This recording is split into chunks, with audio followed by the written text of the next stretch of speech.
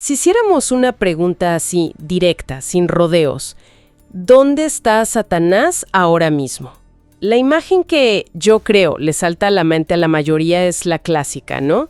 Un infierno de fuego, azufre, chance y con un tridente. Pero, ¿y si esa imagen que está tan metida en nuestra cultura fuera más una caricatura que lo que realmente dicen los textos antiguos? Es que justo ese es el punto. Cuando te vas directo a las fuentes, la imagen, híjole, se vuelve mucho más compleja y francamente más inquietante.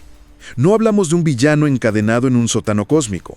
Hablamos de una entidad con esferas de operación muy, pero muy activas hoy. Exacto. Y hoy vamos a intentar desentrañar ese misterio, pero basándonos estrictamente en lo que dicen esos textos, sin el sensacionalismo de Hollywood. Porque las fuentes sugieren, por lo menos, 3 dominios donde esta figura ejerce autoridad ahora. Y antes de empezar, nos da mucha curiosidad saber qué es lo primero que se les viene a la mente. ¿Es esa imagen del infierno? Déjenlo en los comentarios porque yo creo que al final de esta charla esa idea va a cambiar. Bastante. Definitivamente. Y el objetivo no es generar miedo, para nada. De hecho, el apóstol Pablo decía que no había que ignorar sus designios, sus estrategias. Se trata de tener un mapa más claro del terreno. Hoy vamos a explorar esos 3 dominios.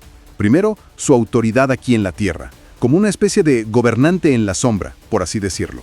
Segundo, su cuartel general en lo que los textos llaman las regiones celestiales. Y tercero, el que a mí me parece el más alucinante, un acceso aparentemente continuo al mismísimo trono de Dios. Ok, a ver, vamos a desglosar eso porque suenan como 3 realidades totalmente distintas. Empecemos por la más cercana, la que pisamos todos los días, la tierra.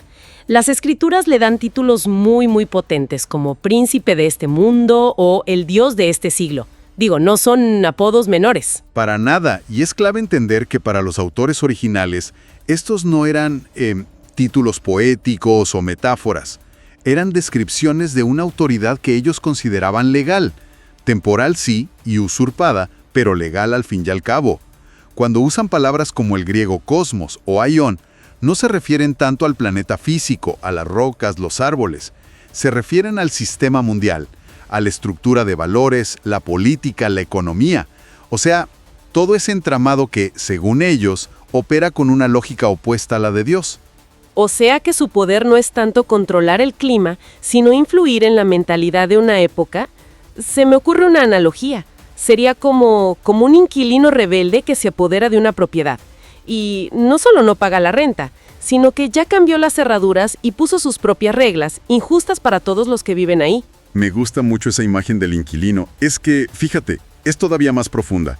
No solo ocupó la propiedad, sino que está activamente tratando de convencer a todos de que él es el verdadero dueño y que sus reglas son las únicas que importan. Y eso le da un peso totalmente distinto a la escena de la tentación en el desierto, ¿no te parece? Totalmente. Cuando Satanás le ofrece a Jesús todos los reinos del mundo si lo adora, pues no es un farol. La oferta solo tiene fuerza si él de verdad tiene la autoridad para entregar esos reinos. Y lo más revelador es que Jesús no le dice, eso no es tuyo, no disputa la posesión. Exacto. Lo que disputa es la condición. Le dice, al Señor tu Dios adorarás. Justo. Rechaza los términos del contrato, pero no la premisa de que el otro tiene en ese momento las escrituras de la propiedad, por así decirlo. Y esta idea de una autoridad delegada o permitida no es exclusiva del Nuevo Testamento. Textos judíos mucho más antiguos, como el Libro de los Jubileos, ya manejaban un concepto similar con una figura llamada Mastema, que es otro nombre para este adversario. En ese texto, Mastema le pide permiso a Dios para que una parte de los espíritus caídos se queden en la tierra, pues para poner a prueba a la humanidad. Pero a ver, aquí hay algo que no me cuadra. Si él es el príncipe de este sistema, ¿por qué el mal no es absoluto? ¿Por qué no vivimos en una distopía total, en un caos? ¿Qué lo frena? Tiene autoridad, pero no soberanía. Y esa es la distinción teológica fundamental. La soberanía última, el control total, pertenece únicamente a Dios. La teología habla de conceptos como la gracia común, que frena el potencial completo del mal y permite que la sociedad no se desintegre. Digamos que este príncipe opera con una correa divina. Tiene margen, pero no es infinito. Híjole, eso sí te deja la cabeza dando vueltas. Te hace ver la cultura, la política, las noticias, con otros ojos. Es como entender por qué a veces se siente que uno nada contracorriente en un sistema que tiene sus propias reglas. Bueno, ya pasamos por la Tierra. Ahora vamos al segundo punto, que me decías que era casi de ciencia ficción. Su cuartel general en el aire. De la potestad del aire.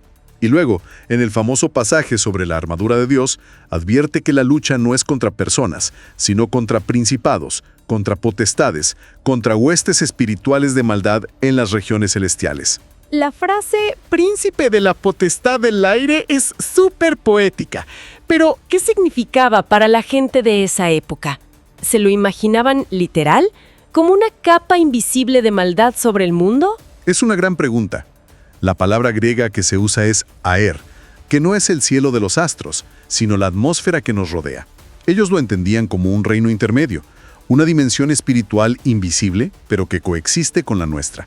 Y desde ahí, desde ese segundo cielo, como lo llamaban a veces, se coordinaría la oposición organizada contra los planes de Dios en la tierra. Espera, si existe esta zona de conflicto en el aire, ¿hay algún momento en los textos donde veamos esa batalla en acción? Porque dicho así, suena muy teórico. Absolutamente. El ejemplo más claro y casi cinematográfico está en el libro de Daniel. En el capítulo 10, Daniel ha estado orando, ayunando por 3 semanas, y finalmente se le aparece un ser angelical. Y este ángel le dice algo increíble. Le dice: «He venido a causa de tus palabras, pero el príncipe del reino de Persia se me opuso durante 21 días. ¡21 días! ¡Wow! Tuvo que venir el arcángel Miguel a ayudarle para poder pasar». O sea, la oración no es como mandar un email que llega al instante. Este texto sugiere que hay interferencia, que hay una batalla literal por la comunicación entre el cielo y la tierra. La primera vez que leí eso, híjole, me imaginé una escena de acción, ¿no? Un mensajero celestial interceptado en pleno vuelo. Te cambia por completo la idea de la oración. Totalmente. Y ese príncipe de Persia sería una de estas entidades de alto rango. Y no está solo. El texto de Efesios que mencioné nos da lo que parece ser un organigrama de su ejército. En la cima están los principados, las archas. Como generales de alto rango asignados a territorios, a naciones enteras. Esa es la interpretación más común, sí.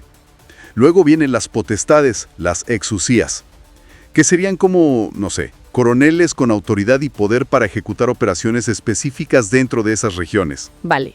Tienes generales de zona y oficiales de operaciones. ¿Qué más hay? Después están los que Pablo llama príncipes de las tinieblas, los cosmocratoras. Estos serían los que influyen directamente en los sistemas mundiales de los que ya hablamos, los que mueven los hilos de la cultura y la política. Y finalmente, las huestes espirituales de maldad, que sería la infantería, el ejército de base que ejecuta los ataques más directos contra individuos. Entonces, lo que describe Pablo no es una horda de demonios sin ton ni son, es un organigrama.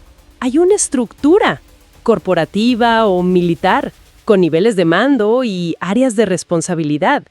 Esa idea de un mal organizado es mucho más inquietante que la idea del simple caos, ¿no? Mucho más. Revela a un estratega, no a un simple vándalo. Y su cuartel general, según estos textos, está en esa dimensión que nos rodea. Ok, esto me parece lo más difícil de entender de todo. Ya hablamos de su dominio en la tierra y su comando en el aire, pero las fuentes insisten en que también tiene acceso directo a la presencia de Dios. ¿Cómo es posible? ¿No lo habían echado del cielo? Esa es la gran paradoja. La historia de su caída original es una cosa, pero textos como el libro de Job nos presentan una escena completamente diferente en el presente de esa narrativa. En el primer capítulo se describe una reunión en la corte celestial. Dice que vinieron a presentarse delante de Dios los hijos de Dios, entre los cuales vino también Satanás. No lo están arrastrando encadenado, llega por su propio pie. Y Dios habla con él, le pregunta de dónde viene. Y él responde: de rodear la tierra y de andar por ella. Lo que nos muestra 2 cosas.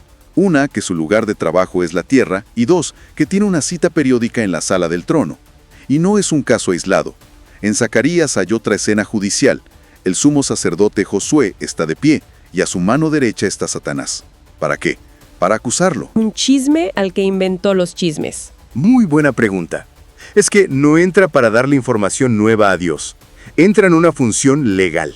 Su nombre hebreo, Satán, significa precisamente eso: el adversario, el fiscal.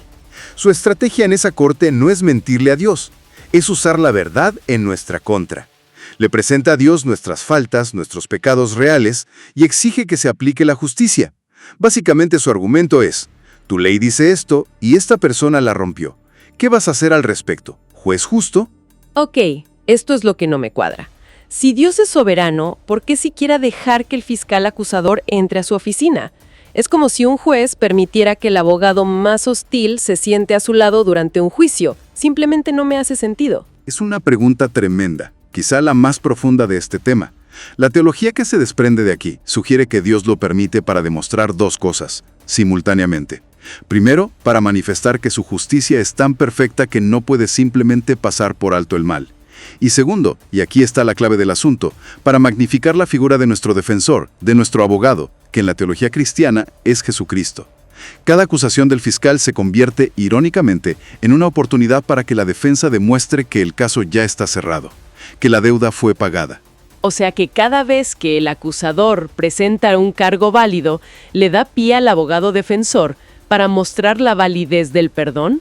Es un drama judicial cósmico. Exactamente, y es una función que, según el libro de Apocalipsis, tiene fecha de caducidad. En el capítulo 12 se describe una batalla final en el cielo, donde Miguel y sus ángeles finalmente lo expulsan de esa posición, y la voz que se oye dice: «Ha sido lanzado fuera el acusador de nuestros hermanos, el que los acusaba delante de nuestro Dios día y noche», lo que implica que hasta ese momento la acusación es constante. Esto es un recordatorio poderoso. La teología detrás de esto sugiere que la respuesta a esa voz de acusación que a veces sentimos, esa culpa que no se va incluso después de pedir perdón, no es negar nuestras faltas, sino apuntar a la defensa legal que ya existe. Es un cambio de enfoque, ¿no? De nuestra culpa al rol del abogado. Ok, juntemos todas las piezas. Tenemos a un ser que influye en el sistema del mundo, dirige una guerra desde el aire y además actúa como fiscal en la corte celestial.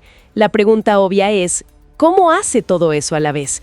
¿Es ubicuo? ¿Puede estar en todas partes? Esa es la clave. Y la respuesta es un rotundo no. No es omnipresente. La omnipresencia, estar en todos lados al mismo tiempo, es un atributo exclusivo de Dios en estos textos. El mismo pasaje de Job que citamos lo describe en movimiento. Viene de rodear la tierra. Es un ser que se desplaza. O sea, no es como Dios que está en todas partes. Es un ser limitado a un lugar y un tiempo, por muy poderoso que sea. Correcto. Y por eso es mucho más útil pensar en estos dominios, no tanto como lugares físicos simultáneos, sino como esferas de autoridad, o roles que desempeña. Tiene un rol en la tierra, el de príncipe del sistema. Tiene un cargo en el aire, el de comandante en jefe. Y tiene una función legal en el cielo, la de fiscal. Y supongo que no lo hace todo personalmente. Ahí es donde entra su organigrama. Justo ahí. Delega. Su influencia se siente en todas partes, porque opera a través de esa vasta red de agentes que ya mencionamos. Él es el CEO, ahora sí que, de una operación masiva y muy bien organizada. Sus principados, sus potestades, son los que ejecutan su voluntad en los distintos frentes, permitiendo que su influencia se sienta de manera global, aunque él no esté físicamente en todos esos lugares a la vez. Entonces, para resumir, la imagen del diablo encadenado en el infierno, según estos textos, está, digamos que incompleta, por ahora. Lo que describen es a un estratega increíblemente activo operando en 3 frentes, influyendo en el sistema de aquí, comandando ejércitos desde otra dimensión y presentando acusaciones legales ante el trono de Dios. Es una imagen mucho más dinámica, sin duda. Pero, en cada uno de esos frentes, la contranarrativa de los textos es que su autoridad está siempre subordinada a una autoridad superior. Su poder es real, pero nunca es final. Y creo que eso es lo más importante. Este conocimiento no busca infundir miedo, sino conciencia espiritual. Entender el mapa para saber navegarlo mejor, sabiendo que su autoridad es limitada y sobre todo temporal, lo que nos deja con una reflexión final. Adelante. Si la principal arma del príncipe de este mundo aquí en la Tierra es el engaño, las mentiras sobre cómo funciona la realidad, Y su principal función en el cielo es la acusación, basada en la verdad de nuestras faltas. ¿Dónde se vuelve más peligrosa su estrategia? ¿En las mentiras que nos cuenta sobre el mundo o en las verdades a medias que nos susurra sobre nosotros mismos? Una pregunta profunda para meditar. El engaño externo contra la condena interna. Nos encantaría leer qué les parece esto en los comentarios. Si esta conversación les aportó algo de claridad o les dejó pensando, un me gusta siempre nos ayuda a llegar a más gente. Y por supuesto, suscríbanse para que podamos seguir explorando juntos estas preguntas tan complejas e importantes.